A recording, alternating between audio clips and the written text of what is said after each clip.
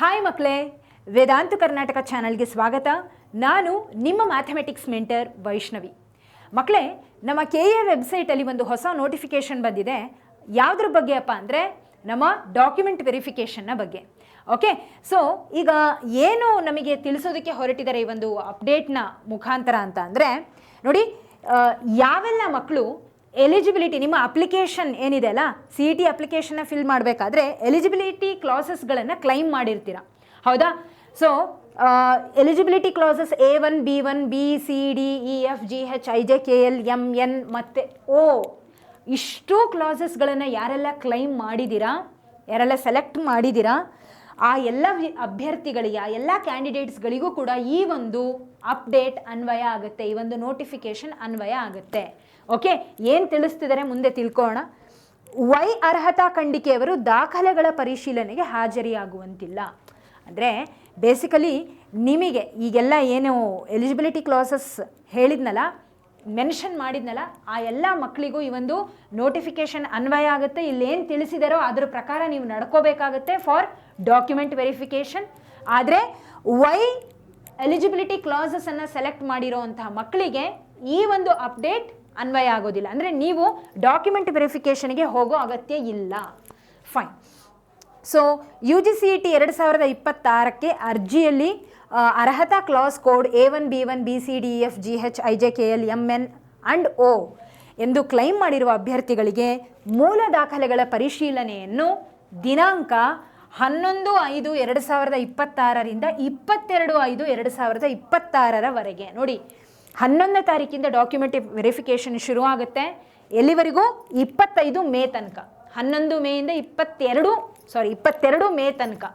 Okay, so ಎಲ್ಲಿ ನಡೆಯುತ್ತೆ ಈ ಒಂದು ಡಾಕ್ಯುಮೆಂಟ್ ವೆರಿಫಿಕೇಷನ್ ಅಂದರೆ ಕರ್ನಾಟಕ ಪರೀಕ್ಷಾ ಪ್ರಾಧಿಕಾರ 18ನೇ ಕ್ರಾಸ್ ಮಲ್ಲೇಶ್ವರಂ, ಸಂಪಿಗೆ ರಸ್ತೆ, ಬೆಂಗಳೂರಲ್ಲಿ ನಡೆಯುತ್ತೆ. Okay, fine. ನಿಮಗೆ ಅಡ್ರೆಸ್ಸನ್ನು ಕೂಡ ಕೊಟ್ಟಿದ್ದಾರೆ. ಈಗ ಸ್ಲಾಟ್ ಬುಕ್ಕಿಂಗ್ ಮಾಡ್ಕೋಬೇಕಂತೆ. ಡಾಕ್ಯುಮೆಂಟ್ ವೆರಿಫಿಕೇಷನ್ 11ನೇ ತಾರೀಕಿಂದ 22 ತನಕ ನಡೆಯುತ್ತೆ ಅಂತ ಏನು ಹೇಳಿದ್ರಲ್ಲ, ಇದಕ್ಕೆ ಯಾವೆಲ್ಲ ಮಕ್ಕಳು ನೀವೆಲ್ಲ ಅಲ್ಲಿ ಹೋಗಿ ಅಟೆಂಡ್ ಮಾಡ್ತಿರೋ ನಿಮಗೆಲ್ಲ ಅದಕ್ಕಿಂತ ಮುಂಚೆ ಸ್ಲಾಟ್ ಬುಕ್ಕಿಂಗ್ ಪ್ರಾಸೆಸ್ ಇರುತ್ತೆ.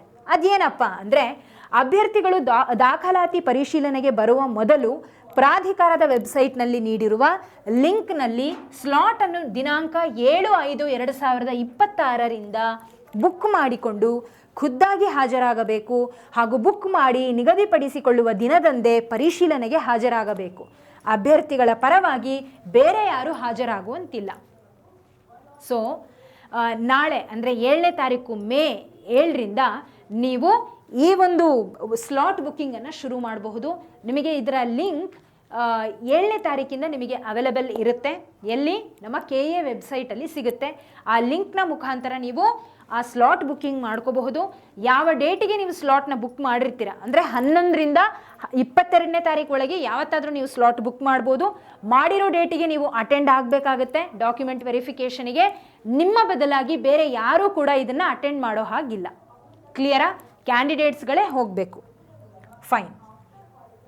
ಸೊ ಈಗ ನೆಕ್ಸ್ಟ್ ಏನು ಹೇಳ್ತಿದ್ದಾರೆ ಅಂದರೆ, ಅಭ್ಯರ್ಥಿಗಳು ಪರಿಶೀಲನೆಗೆ ಸಲ್ಲಿಸಬೇಕಾದ ಮೂಲ ದಾಖಲೆಗಳ ವಿವರಗಳನ್ನು ಪ್ರಾಧಿಕಾರದ ವೆಬ್ಸೈಟ್ ಅಲ್ಲಿ ಪ್ರಕಟಿಸಿರುವ ಈ ಮಾಹಿತಿ ಪುಸ್ತಕದಲ್ಲಿ ನೀಡಲಾಗಿದೆ. ಓಕೆ, ಸೊ ನೀವು ಡಾಕ್ಯುಮೆಂಟ್ ವೆರಿಫಿಕೇಷನಿಗೆ ಹೋಗಬೇಕಾದ್ರೆ ಏನೆಲ್ಲ ಡಾಕ್ಯುಮೆಂಟ್ಸ್ಗಳನ್ನು ತೊಗೊಂಡು ಹೋಗಬೇಕು ಅನ್ನೋದನ್ನು ನಮ್ಮ ಈ ಒಂದು KA ವೆಬ್ಸೈಟಲ್ಲಿ ಈ ಮಾಹಿತಿ ಅಂದರೆ ಈ ಬುಕ್ಕಲ್ಲಿ ಅದೆಲ್ಲ ಇನ್ಫಾರ್ಮೇಷನ್ ಕೊಟ್ಟಿದ್ದಾರೆ ಅಂತ ಹೇಳಿದ್ದಾರೆ. ಅದನ್ನು ಮತ್ತೊಂದು ವಿಡಿಯೋದಲ್ಲಿ ತಿಳ್ಕೋಣ ಏನೇನೆಲ್ಲ ತೊಗೊಂಡು ಹೋಗಬೇಕು ಅಂತ. ಈಗ ಅಭ್ಯರ್ಥಿಗಳು CET 2026 ಪ್ರವೇಶ ಪತ್ರ ಮತ್ತು ಅರ್ಜಿ, ಗುರುತಿನ ಚೀಟಿ, Aadhaar card, 12th marks card, 10th marks card, ಅವಶ್ಯವಿರುವ ವ್ಯಾಸಂಗ ಪ್ರಮಾಣ ಪತ್ರ, ಪೋಷಕರ ಪ್ರಮಾಣ ಪತ್ರ ಹಾಗೂ ಅರ್ಹತಾ ಖಂಡಿಕೆಗೆ ಅನುಗುಣವಾಗಿ ಅವಶ್ಯಕವಿರುವ ಇತರೆ ಎಲ್ಲ ಮೂಲ ದಾಖಲೆಗಳನ್ನು ಹಾಗೂ ಒಂದು ಸೆಟ್ ಜೆರಾಕ್ಸ್ ಪ್ರತಿಗಳನ್ನು ಹಾಜರುಪಡಿಸಬೇಕು. ಕಂಪಲ್ಸರಿ ಬೇಸಿಕ್ ಆಗಿರುವಂಥದ್ದು ಏನಪ್ಪ ಅಂದರೆ ನಿಮ್ಮ CET ಏನು ಪ್ರವೇಶ ಪತ್ರ ಅಂದರೆ ಅಡ್ಮಿಷನ್ ಟಿಕೆಟ್ ಒಂದು, ಇನ್ನೊಂದು ಅರ್ಜಿ ಅಂದರೆ application, CET application farm, admission ticket, ಹಾಗೆ ಆಧಾರ್ ಕಾರ್ಡ್ ಏನಿದೆ ಅಲ್ಲ ಒರಿಜಿನಲು ಜೆರಾಕ್ಸ್ ಎರಡೂ ಇಟ್ಕೊಳ್ರಿ. 12th ಪ್ರಾವಿಷನಲ್ ಮಾರ್ಕ್ಸ್ ಕಾರ್ಡ್, ಹೌದಾ? ಹಾಗೆ 10th ಮಾರ್ಕ್ಸ್ ಕಾರ್ಡ್ ಒಂದು, ಹಾಗೆ ಏನಂತ ಹೇಳ್ತೀವಿ ಸ್ಟಡಿ ಸರ್ಟಿಫಿಕೇಟ್ಗಳನ್ನು ತೊಗೊಂಡು ಹೋಗಬೇಕು ನೀವು. ಯಾವುದಕ್ಕೆಲ್ಲ ನಿಮಗೆ ಪೋಷಕರ ಪ್ರಮಾಣ ಪತ್ರ ಅಂದರೆ ಕೆಲವೊಂದು ಕಡೆ ನಿಮಗೆ ಏನೇನು ಬೇಕಾಗುತ್ತೆ ಅಂದರೆ ಈ ಆದಾಯ ಪ್ರಮಾಣ ಪತ್ರ ಅಂತ ಹೇಳ್ತಾರಲ್ಲ, ಹೌದಾ, ಇನ್ಕಮ್ ಸರ್ಟಿಫಿಕೇಟ್, ಅದನ್ನು ಕೂಡ ನೀವು ತೊಗೊಂಡು ಹೋಗಬೇಕಾಗತ್ತೆ. As and when it is required, ನಿಮಗೆ ಗೊತ್ತಿರುತ್ತೆ ಎಲ್ಲೆಲ್ಲಿ ತೊಗೊಂಡು ಹೋಗಬೇಕು, ಯಾರೆಲ್ಲ ತೊಗೊಂಡು ಹೋಗಬೇಕು ಅನ್ನೋದು, ಹೌದಾ. ಹಾಗೆ ನೀವು ಯಾವ ಕ್ಲಾಸನ್ನು ಕ್ಲೈಮ್ ಮಾಡಿರ್ತೀರ ಅದಕ್ಕೆ ಅನುಗುಣವಾಗಿರುವಂತಹ ಎಲ್ಲ ಡಾಕ್ಯುಮೆಂಟ್ಸ್ಗಳು. ಈಗ ಕ್ಲಾಸ್ ಎಲಿಜಿಬಿಲಿಟಿ ಕ್ಲಾಸ್ ಎಯನ್ನು ನೀವೇನಾದರೂ ಸೆಲೆಕ್ಟ್ ಮಾಡಿದರೆ ಅದರಲ್ಲಿ ಯಾವೆಲ್ಲ ಡಾಕ್ಯುಮೆಂಟ್ಸ್ಗಳನ್ನು ನೀವು ತೊಗೊಂಡು ಬರಬೇಕು ಅಂತ ಮೆನ್ಷನ್ ಮಾಡಿರ್ತಾರೋ ಅಕಾರ್ಡಿಂಗ್ ಟು ದಟ್ ಕ್ಲಾಸ್, ಯಾವುದೆಲ್ಲ ಡಾಕ್ಯುಮೆಂಟ್ಸ್ಗಳು ಬೇಕೋ, ಸರ್ಟಿಫಿಕೇಟ್ಸ್ಗಳು ಬೇಕೋ ಅವುಗಳನ್ನೆಲ್ಲ ನೀವು ತೊಗೊಂಡು ಹೋಗಬೇಕಾಗತ್ತೆ. ಓಕೆ, ಸೊ ಕಂಪ್ಲೀಟಾಗಿ ನೀವು ಹೋಗೋದಕ್ಕಿಂತ ಮುಂಚೆ ಒಂದು ಸೆಟ್ಟನ್ನು ತಗೊಂಡು ಮತ್ತೊಂದು ಜೆರಾಕ್ಸ್ ಕಾಪಿಯನ್ನು ಕೂಡ ತೊಗೊಂಡು ಹೋಗಿ ಅಂತ ಹೇಳ್ತಿದ್ದಾರೆ.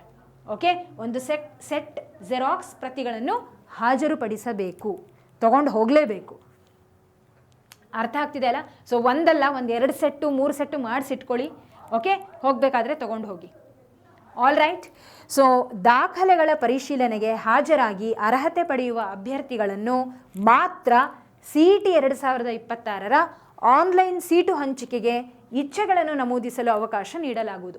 ಆಪ್ಷನ್ ಎಂಟ್ರಿಗೆ ಯಾವೆಲ್ಲ ಮಕ್ಕಳು ಈ ಒಂದು ಡಾಕ್ಯುಮೆಂಟ್ ವೆರಿಫಿಕೇಷನಿಗೆ ಅಟೆಂಡ್ ಮಾಡ್ತಿರೋ ಅವರಿಗೆ ಮಾತ್ರ ಆಪ್ಷನ್ ಎಂಟ್ರಿಗೆ ನಿಮಗೆ ಬಿಡ್ತಾರೆ, ಇಲ್ಲ ಅಂದರೆ ಇಲ್ಲ. CET ಮುಖಾಂತರ ಆಪ್ಷನ್ ಎಂಟ್ರಿ ತೊಗೋಬೇಕು ಅಂದರೆ you have to attend this document verification process. Okay, ಅರ್ಥ ಆಗ್ತಿದೆ ಅಲ್ಲ? ಫೈನ್. ಸೊ ಹಾಗಿದ್ರೆ ಈಗ ನಾವು ನೆಕ್ಸ್ಟ್ ಇನ್ನೊಂದು ವಿಡಿಯೋದಲ್ಲಿ ಯಾವೆಲ್ಲ ಏನಂತ ಹೇಳ್ತೀವಿ ಇಂಪಾರ್ಟೆಂಟ್ ಡಾಕ್ಯುಮೆಂಟ್ಸ್ಗಳನ್ನು ತೊಗೊಂಡು ಹೋಗಲೇಬೇಕು ಅನ್ನೋದನ್ನು ಮತ್ತೊಂದು ವಿಡಿಯೋದಲ್ಲಿ ತಿಳ್ಕೊಳ್ಳೋಣ ಮಕ್ಕಳೇ. ಈಗ ಹಾಗಿದ್ರೆ ನಾಳೆ ಮೇ 7ನೇ ತಾರೀಕಿಂದ ನಿಮಗೆ ಸ್ಲಾಟ್ ಬುಕ್ಕಿಂಗ್ ಶುರು ಆಗುತ್ತೆ. ಲಿಂಕ್ ಕೂಡ KA ವೆಬ್ಸೈಟಲ್ಲಿ ಬರುತ್ತೆ ಅಂತ ಹೇಳಿದ್ದಾರೆ. ಓಕೆ, ಸೊ ಅದು ಯಾವ ರೀತಿ ಅದನ್ನು ತಿಳ್ಕೊಳ್ಳೋಣ. All right. ಸೊ ನೆನ್ಪಿಟ್ಕೊಳ್ಳಿ, ಮೇ 11ರಿಂದ ಮೇ 22 ತನಕ ನಿಮ್ಮ ಡಾಕ್ಯುಮೆಂಟ್ ವೆರಿಫಿಕೇಷನ್ ನಡೆಯುತ್ತೆ. ಸೊ ಎಲ್ಲ ಕ್ಲಾಸಸ್ ಕ್ಲೈಮ್ ಮಾಡಿರುವಂಥ ಮಕ್ಕಳಿಗೆ ಈ ಒಂದು ಡಾಕ್ಯುಮೆಂಟ್ ವೆರಿಫಿಕೇಷನ್ ಅನ್ವಯ ಆಗುತ್ತೆ. ಓನ್ಲಿ ವೈ ಕ್ಲಾಸ್ ಯಾರೆಲ್ಲ ಕ್ಲೈಮ್ ಮಾಡಿದ್ದೀರಾ ಅವರಿಗೆ ಈ ಒಂದು ಡಾಕ್ಯುಮೆಂಟ್ ವೆರಿಫಿಕೇಷನ್ ಹೋಗೋ ಅಗತ್ಯ ಇರೋದಿಲ್ಲ. All right, fine. ಸೊ ಹಾಗಿದ್ರೆ ಮಕ್ಕಳೇ, ಮುಂದಿನ ಒಂದು ವಿಡಿಯೋದಲ್ಲಿ ನಾನು ಮತ್ತೆ ಬರ್ತೀನಿ. ಅಲ್ಲಿವರೆಗೂ take care everyone, have A great day. ಮತ್ತೆ ಸಿಗೋಣ. ಧನ್ಯವಾದಗಳು.